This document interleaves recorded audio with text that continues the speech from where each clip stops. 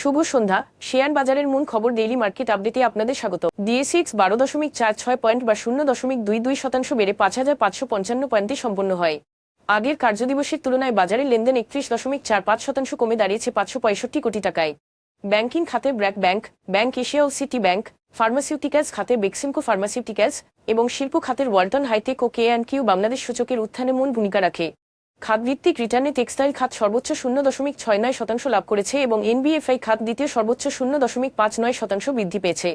অন্যদিকে mutual fund খাত সর্বোচ্চ 1.18% লোকসান করেছে। আজকের শীর্ষ 20 দরবৃদ্ধির তালিকায় 6টি শিল্প এবং 4টি ফুডস অ্যান্ড অ্যালাই কোম্পানি ছিল।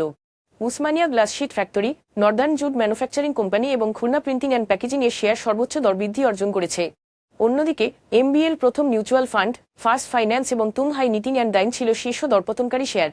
এসব শেয়ারের ক্ষেত্রে কোনো মূল্য সংবেদনশীল তথ্য প্রকাশ করা হয়নি। গত 3 মাসের গড় লেনদেনের তুলনায় Aziz pipes, prime finance and investment এবং বাংলাদেশ ইন্ডাস্ট্রিয়াল ফাইন্যান্স কোম্পানির শেয়ারের লেনদেনের পরিমাণ আজ উল্লেখযোগ্যভাবে বেড়েছে। তবে এই লেনদেন বৃদ্ধি পেছনে স্বাভাবিক কোনো কারণ জানা যায়নি। আজকের শীর্ষ দুটি সংবাদ: বাংলাদেশে বৈদেশিক মুদ্রার রিজার্ভ 30.11 বিলিয়ন মার্কিন ডলার থেকে বেড়ে 30.30 বিলিয়ন ডলারে পৌঁছেছে। বাণিজ্যিক ব্যাংকগুলোর কাছ থেকে নিলামের মাধ্যমে ধারাবাহিক ডলার ক্রয় এবং আনুষ্ঠানিক ব্যাংকিং চ্যানেলে রেমিটেন্স প্রবাহের শক্তিশালী প্রবৃদ্ধি এ বৃদ্ধি প্রধান কারণ। শুধু ফেব্রুয়ারিতেই বাংলাদেশ ব্যাংক বাণিজ্যিক ব্যাংকগুলোর কাছ থেকে এ পর্যন্ত 1.53 বিলিয়ন ডলার কিনেছে। এর মধ্যে আজ 8টি ব্যাংক থেকে প্রতি ডলার 122 টাকা 30 পয়সা দরে 87 মিলিয়ন ডলার ক্রয় করা হয়েছে। রিজার্ভের এই ধারাবাহিক বৃদ্ধি বৈদেশিক খাতে একটি শক্তিশালী সুরক্ষা বলয় তৈরি করছে, যা মুদ্রার প্রতি আস্থা জোরদার করছে এবং ভবিষ্যৎ ধাক্কা মোকাবিলায় অর্থনীতিকে আরও সক্ষম করে তুলছে। গৃহস্থালী রান্নায় ব্যবহৃত 12 কেজি তরলীকৃত পেট্রোলিয়াম গ্যাস এলপিজি সিলিন্ডারের খুচরা মূল্য 15 টাকা কমিয়ে 1356 টাকা থেকে 1341 টাকা নির্ধারণ করা হয়েছে।